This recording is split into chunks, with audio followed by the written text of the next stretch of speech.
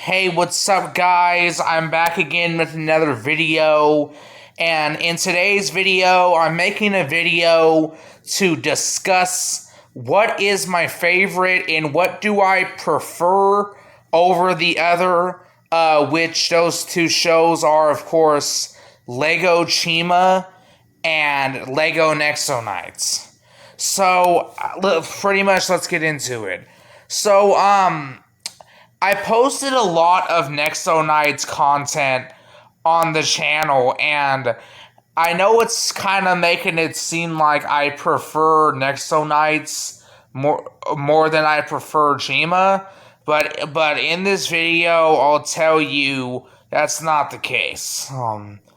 So basically, how I'm gonna break it down is that I'll break it down into 5 things for each show, which is the characters, the story, 5 things. No, not 5. Let's break it down into 2, which basically are the characters and the overall story of both of these series. So let's get into it first with talking about Nexo Knights. So characters. So as we know, okay, of course there's side characters in every show, but we know of the main 5 knights who protect the realm of Nightingale, which is Clay, Macy, Aaron, Lance, and Axel. So those are the main 5 knights of the story. So I didn't really specify it too well. Sorry. I just mean the main team. I don't mean like side characters or other characters. I just mean the main team characters. Main team characters and main villains. Sorry, main team characters and main villains. So yeah. So let's start off with Nexo Knights and the characters and the villains. So for me, I like Nexo Knights. I love everybody. Clay, of course, is my favorite. I can make a whole video on Clay. I love Clay. I love his Grey Knight form. I love his magical arm. I think it just adds so much to the character and to the overall plot of the series.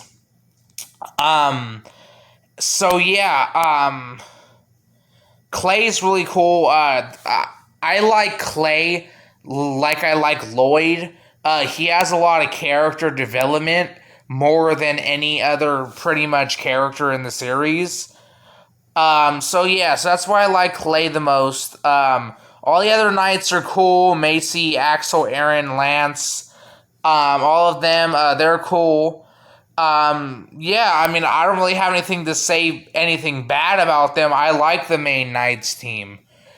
So let's get on to the villains. So I like the villains, of course. I love the villains. I love Monstrux. I love I love how he was the Book of Monsters, and then he was the Cloud of Monstrux. So we have Monstrux, and then there's Jester, which of course you can call Jester a villain, but technically he's being controlled or put into like some evil thing by Monstrux. But yes, you can still consider him a villain. So I like them both. I like Monstrux's backstory. I think Jestra's really cool on how he was a freaking news reporter, and then he became all evil, and then once they thought Monstrux was defeated, he basically went back as a news reporter, and then he became evil again, and then right after the Colossus was defeated, he went back to a news reporter. So I thought that was really interesting. Another villain we can consider as a main villain, but she wasn't technically in all of the seasons, but she is a big part of the villains, which is Rowena Stoneheart, which is Clay's mother. Yeah, so overall, she's cool. I think that she is a very, very interesting character on how she became evil, and like basically Monstrux helped her, and basically she just became evil. Thought that was pretty interesting. So yeah, so let's not take too more time off of that. Now let's get into the basically the story and how do I like the story? What do I think of it? Stuff like that. So, of course, seasons 1, 2, and 3 are about the big fire monster guys. Monstrux is a book, and Gesture is evil, and stuff like that. And then, basically, like, all of the knights just have, like, regular powers and stuff like that. And then, right after all that happens, at the end, basically, Clay thinks that he defeated Monstrux, but actually he didn't. So he saves Jestro, and then we see Monstrux the Cloud walking up to Jestro, and he zaps him, and he turns him evil again. So yeah, so that's 3 seasons, and then of course season 4 is my favorite season with Clay's storyline and how he became the Grey Knight and all stone like his mother, and then like how like when he got out of stone, all of the power went into like his magical arm type of thing. So there's that, and then also there's new like stone enemies. So like they have to upgrade the nexo powers and the dual powers and stuff like that. Then of course we had the Colossus of Ultimate Destruction, which I thought that battle was really awesome. Probably my favorite scene. People might think this is weird, but I like this scene a lot. It's when the Colossus hits basically the plane or the ship, whatever you want to call it, that what's his name is flying it, and then once they're in there, Clay is in there with Ava. So there we go, Ava, and then Ava was like, we don't have a way to get them a dual nexo power without Murloc and stuff like that. And then freaking what does Clay do? He's like, maybe there is. And then he just drops his hand onto the freaking computer and he basically absorbs the nexo powers. I thought that was the most amazing thing ever. That blew my mind. That was probably the best scene that I loved in the whole series. And he drops down onto the Colossus and he uses the absorb nexo powers to give them their powers to break the things to stop the Colossus and stuff like that. So that's basically the overall story. Do I like the whole story? Not really. I like season 4 the most. I thought seasons 1 to 3 was really okay. I mean, I didn't really like the story or the villains too much. I thought they were, like I said, okay.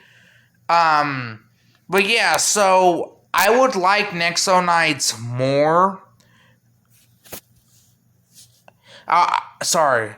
I would like Nexo Knights more if they did end up making a 5th season. If people want to go check out my video, I made a video where I talked about basically bringing Nexo Knights back and basically like my hashtag, which is hashtag bring Nexo Knights back.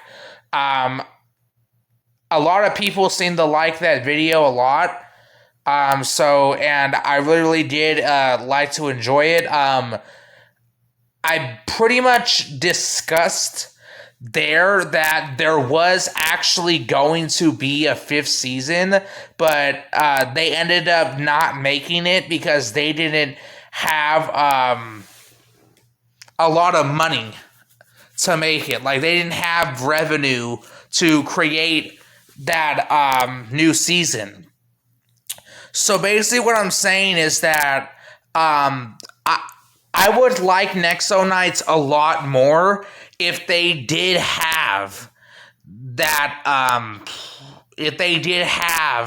that fifth season, because if people didn't know, there was a trailer in 2017 showing off basically Monstrux coming back. Oh, never saw that coming. He basically came back again, and he was basically a virus this time. So they freaking went the freaking Ninjago Season 3 rebooted Overlord Virus route, and like, they just never made it. They just never made it at all. They made Lego sets for it, which none of the sets made any sense at all. Like, they made no sense because there was never a season 5 to go with the sets. So some of the sets, like, made no sense, and nobody knew who the villains were at all. So there's that. But yeah, and here's the thing, I'm saying this because at the end of season 4, Clay puts his magical arm up and he's like, I'm gonna find my mother. I'm gonna do this and I'm gonna do that. I'm gonna find her and figure out where she is and stop all of this. But it's like, here's the reason why Nexo Knights is so low for me. And it's because it's like the story of Nexo Knights was never finished. I'm pretty sure they were planning on ending off the series in season 5, and since the season 5 never happened, the story left off like a cliffhanger, but there was never a fifth season. So that's why I say that it's pretty low. But enough talking about Nexo Knights. Let's get into Chima. So let's get into Chima real quick. So of course, starting with the characters and the villains. I love everybody. Laval, Krager, Eris, Warris, all of them. I can never say his name right. Vladvlik, something like that. I'm sorry, I'm bad with pretty much pronouncing hard names. I love all the main characters. I think they're awesome. My favorite season is actually season 2. So before we get into the story, let's talk about the characters. Of course, Krager is my favorite. I'm not really going to get into like a lot of details on it, but Krager is my favorite. I love his story. It's really, really cool.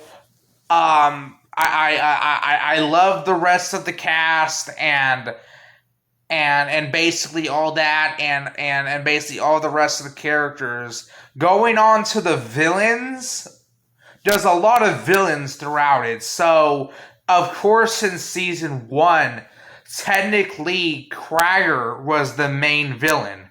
But, of course, as we see later in the series, all of the enemies that were in season 1 that were fighting the lions, the wolves, the vultures, no, sorry, not vultures, the ravens, and the crocodiles that were fighting the lions and the eagles and stuff like that, all became friends and all worked out their stuff in season 2. But Krager as a villain, I thought that he was really, really cool and interesting. So yeah, that's basically Krager. Who's next? Oh, okay, so we can talk about my favorite villain, which is Skorm. In season 2, of course, we figure out that Krager's mom and dad were alive, and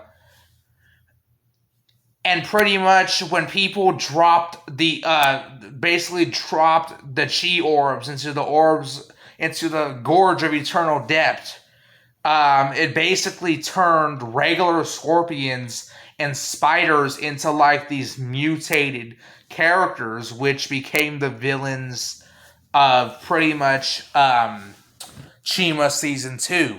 So I like Scorm. Scorm is basically the leader of the Scorpions. He's golden. If people haven't seen my last videos, I recently just got the minifigure for a very, very good deal at the flea market. So I love that minifigure so much. It's really, really cool. But yeah, what else can I say about Scorm? He's just cool. Scorm is my favorite villain. There's that, and then next there is the Spider Queen, and I'm sorry. I'm gonna start off by saying this. I haven't seen the Chima series in a very, very long time. I grew up on Chima alongside Ninjago. It's been so long, I'm forgetting names. So I didn't name the gorilla and the rhino out of the main team with Laval, Krager, Eris, and stuff like that, because I don't want to butcher it or say it wrong because I forgot. So there's that. Same thing with the spider leader.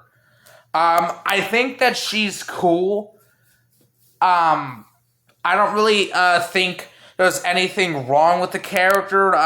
Me personally, out of the Scorpions, I like Scorm, the Scorpion leader, more than the actual Scorpion minions. But when it comes down to the spiders, I like the spider minions more than I like the actual like queen herself.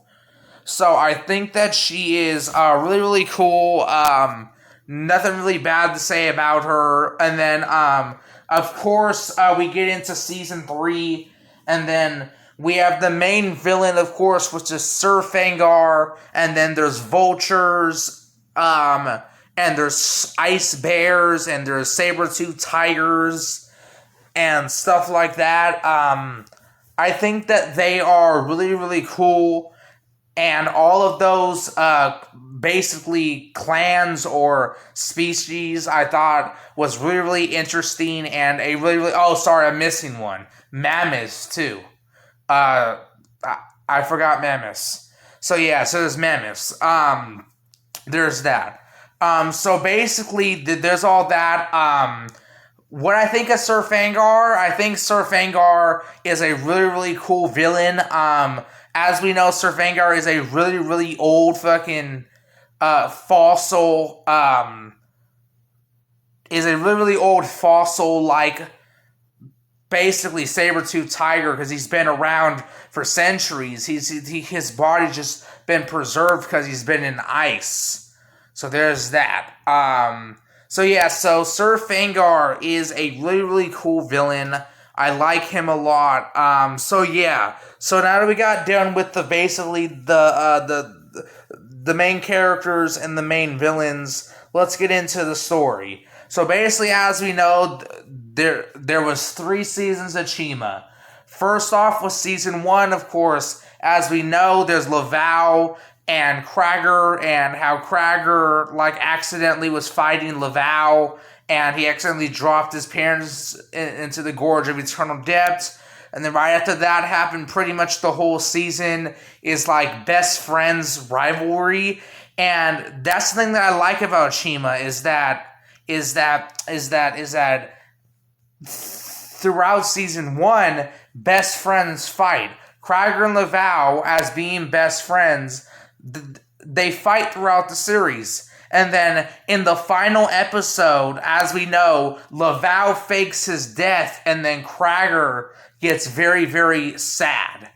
So I thought that whole storyline was really, really cool. And then when season 2 came around, everybody that was fighting basically the lions, the eagles, and stuff like that, they all became friends, and all of them were united instead of being separated, which I thought that was really, really cool.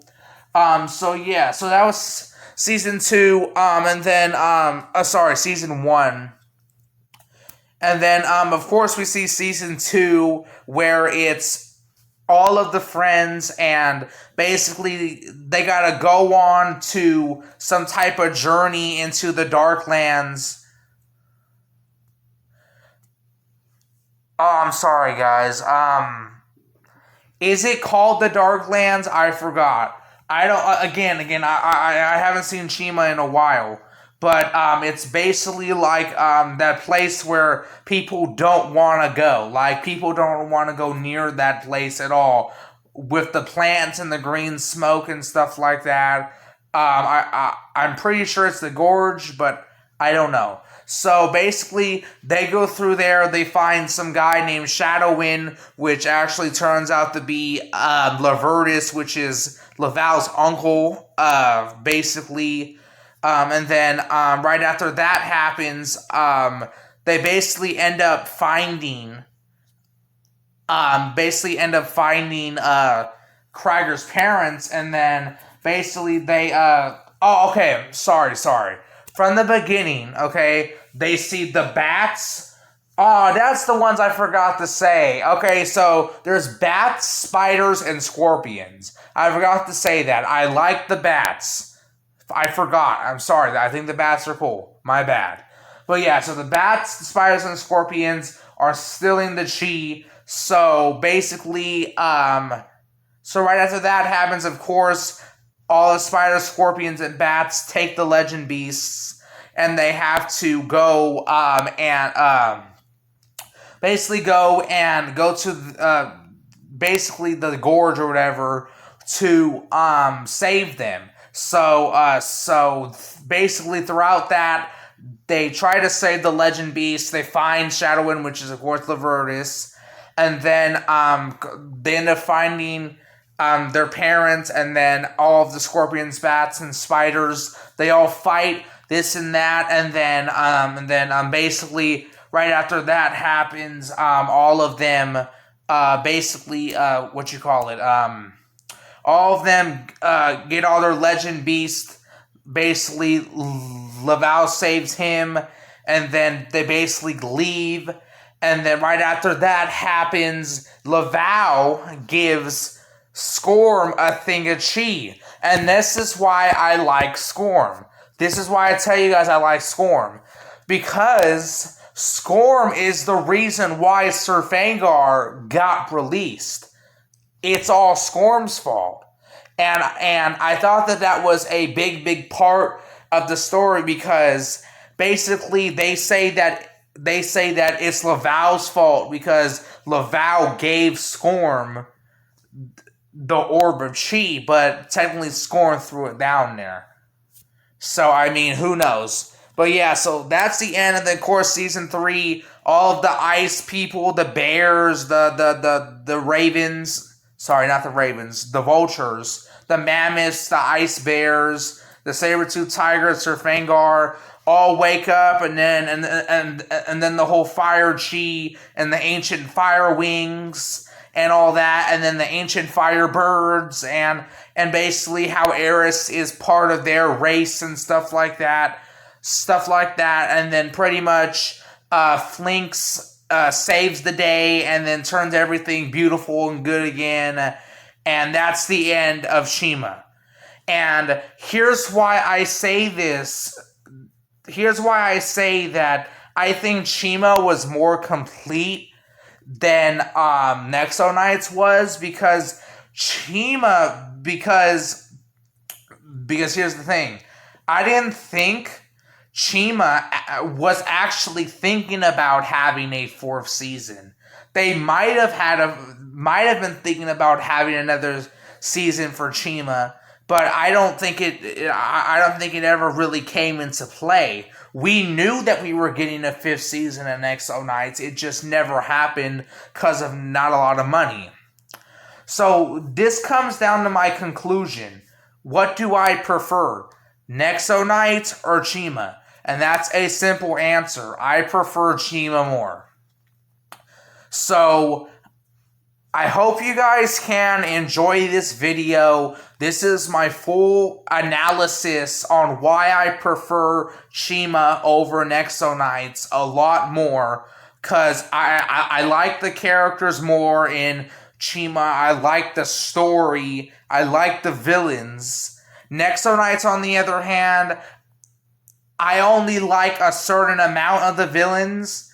I think probably Monstrux is the only villain that I like out of the series. In Chima, I like Sir Fangar. I like Skorm. I think it's really, really cool. So yeah, so overall, I like Chima more. I hope you guys enjoyed this video. Please like, sub, and comment. Thank you. Bye.